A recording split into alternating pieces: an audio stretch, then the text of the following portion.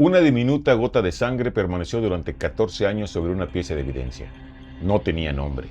No aparecía en ninguna base de datos.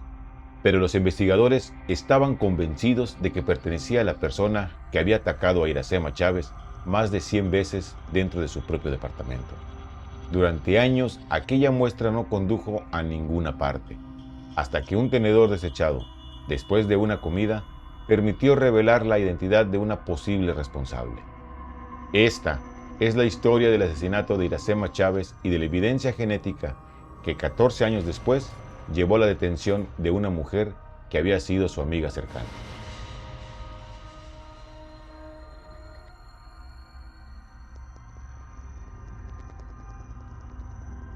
La mañana del 20 de enero de 2012, aproximadamente a las 8:51, la policía de Arlington recibió una llamada desde un complejo de departamentos ubicado en la cuadra 2700 de South Collins Street, en Texas. Un familiar había acudido a buscar a Iracema después de perder contacto con ella. Cuando entró en el departamento, la encontró inconsciente y cubierta de sangre. Los agentes y servicios de emergencia llegaron al lugar, pero ya no había nada que hacer.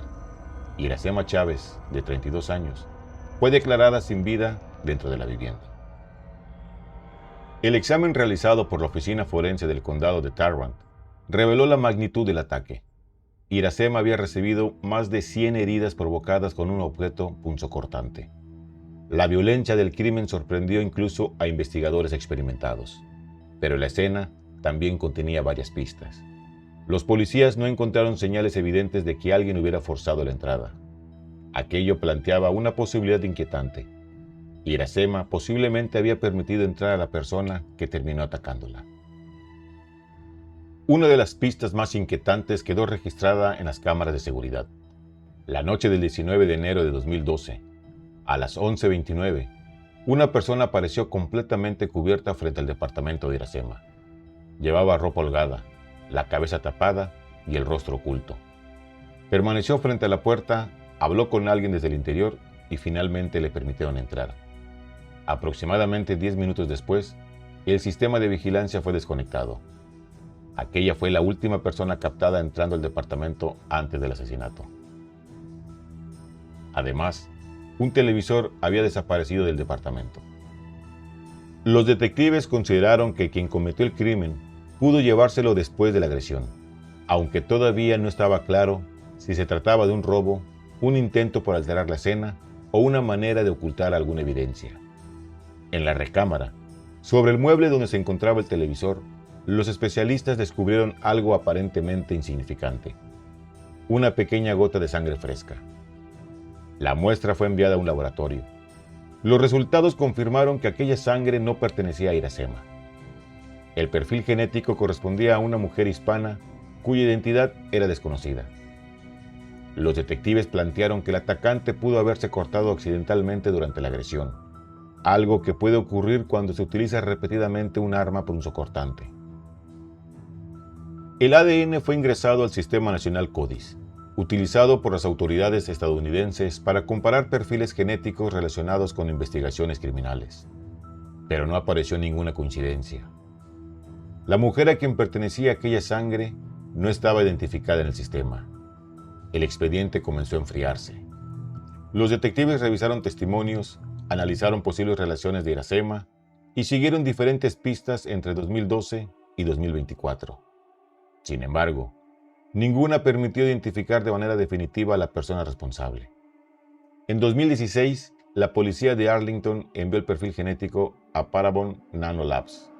Mediante nuevas técnicas, la empresa elaboró una aproximación de las características físicas de la persona que había dejado la sangre. Era un avance importante, pero todavía no había un nombre.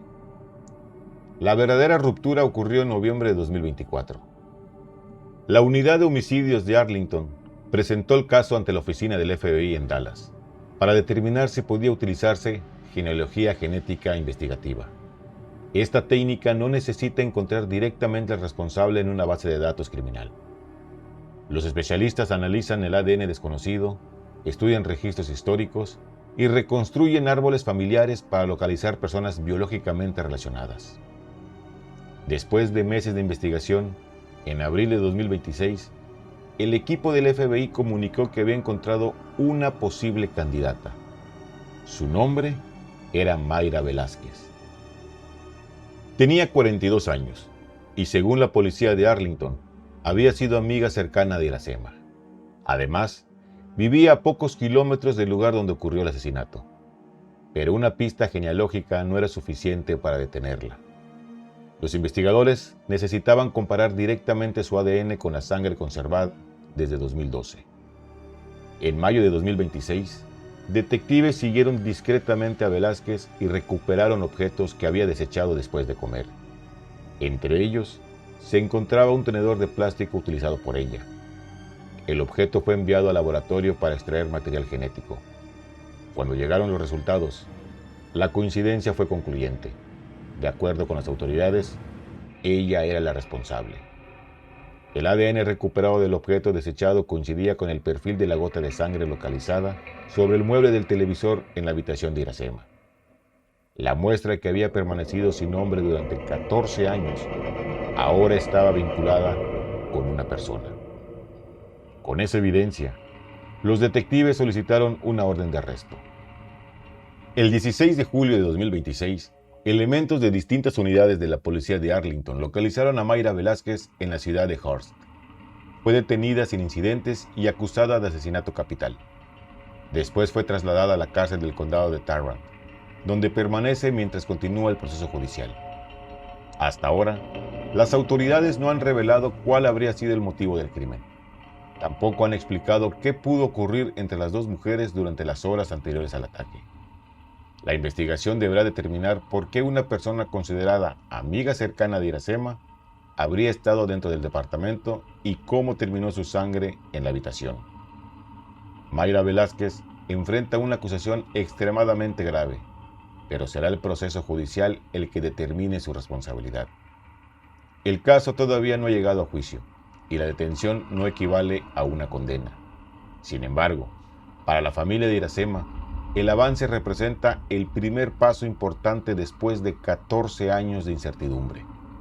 Durante todo ese tiempo, la respuesta permaneció oculta en una gota de sangre, una evidencia demasiado pequeña para identificar a alguien en 2012, pero suficiente poderosa para señalar a una sospechosa cuando la ciencia finalmente estuvo preparada. ¿Qué crees que pudo provocar un ataque de esa magnitud entre dos mujeres que habían sido amigas?